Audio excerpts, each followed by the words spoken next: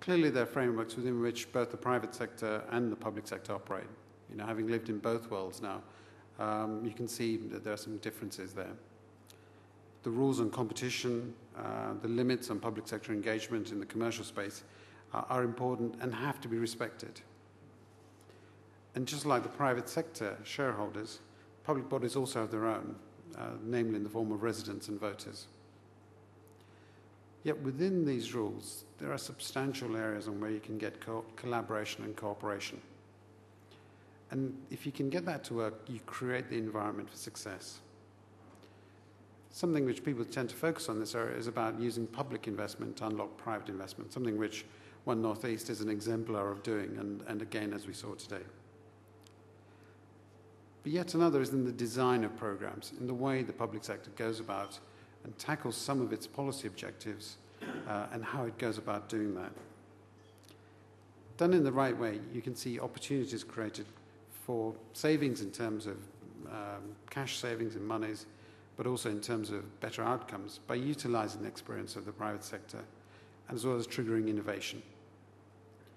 At the same time, that knowledge gained and the growth based from those markets, and I think both Ed Miliband and Greg Clark spoke well about it, creating that space for private sector organizations to grow, as it were, in their home markets. It creates the opportunity to export and brings back success into the region, into the Northeast. Yet despite the recognition and the desire, I'd even say, at the highest levels, you can often see an unconscious reluctance when you get down deeper within both public and private organizations to work together. In the private sector, my colleagues really, when I talk to them, it really revolves around the risk of delays, what the perception that if you talk about the public sector, maybe the bureaucracy will get in the way.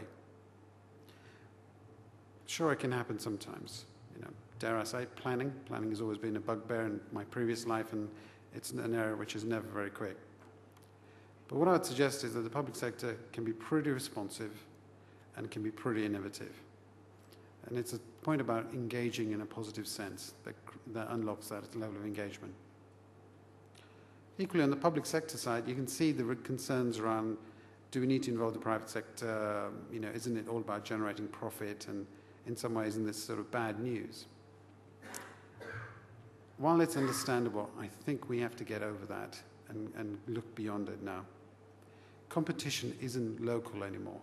Competition, as we see it, is between regions, and indeed, dare I say, between regions across the EU and the world now.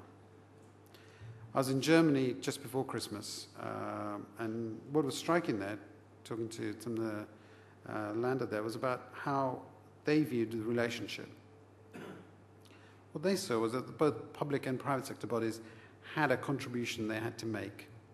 And the key bit was about how they could work together to bring success to the region. And that was their focus. So the investment, both public and private, the design of policy, all of that was informed by that key overarching goal.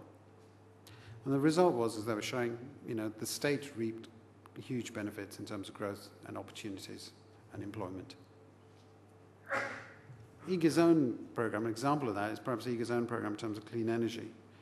You know, we announced and launched this just a few weeks ago, and we're very fortunate that Ed Miliband came and launched it for us on a very cold day in Barking and Dagenham. We couldn't persuade him to come up to the northeast on that day, unfortunately. It was developed as a program in partnership with the Department of Communities and Local Government and the Homes and Communities Agency. We're taking it forward, working in partnership with local authorities, social landlords, because at the heart of it, what it uses is the new feed-in tariffs to install solar PV systems on social tenants' homes. Benefit of that is that actually those tenants who are on low incomes get free use of the electricity concerned, and it cuts their energy bill down by up to about 20% in some cases there, or average about 15%. The investment on this, well, the investment comes from another set of partnerships that we have in the private sector. So this is really about, and there was no investment contribution from the social landlord here. So it's an example of how private sector investment is unlocking and delivering social goods and social goals with no cost to the public budget. Now, as my accent suggests, I don't come from the Northeast. I've only been here 4 years since I joined EGA. And one of the many differences, my wife notices this particularly, is that when we used to live in Kent, it was a bit warmer and it wasn't so wet.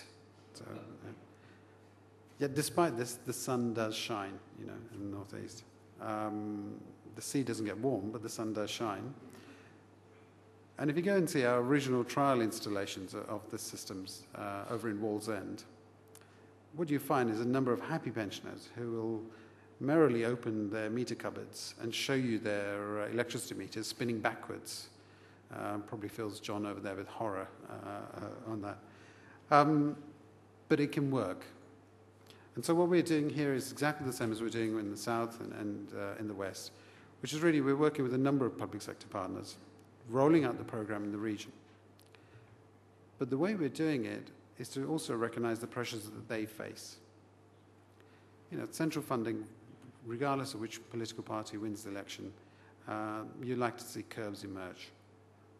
So as well as recruiting and training our own fitting teams, what we're doing is taking their direct labour organisations and training them and looking at how we can train them, so I should say, in actually installing and maintaining their equipment as well.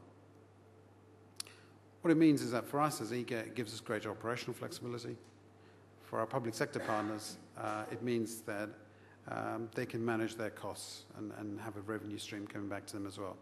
And that helps them, and that helps the region. And that's the important thing here. A real example of win-win. So let me close by saying, you know, the low-carbon agenda is hugely exciting. You know, it is going to drive substantial investment. It is going to be here for the long term. The Northeast is indeed well-placed and has a number of organisations that give it some unique advantages at the moment. But if we're going to make the most of it, what we need to do is to make sure that both public and private sectors work well together as a team. Only then are we going to fully capitalise on this opportunity. As one of our public sector partners put it, you know, it's one of those cases where really, this time around, and he put it in a much more stronger accent, much better than I could, but really what he was saying was, you know, this time around, the Northeast needs to take more than its fair share and really try and gobble as much of this opportunity as it can there and make the most of it. Thank you.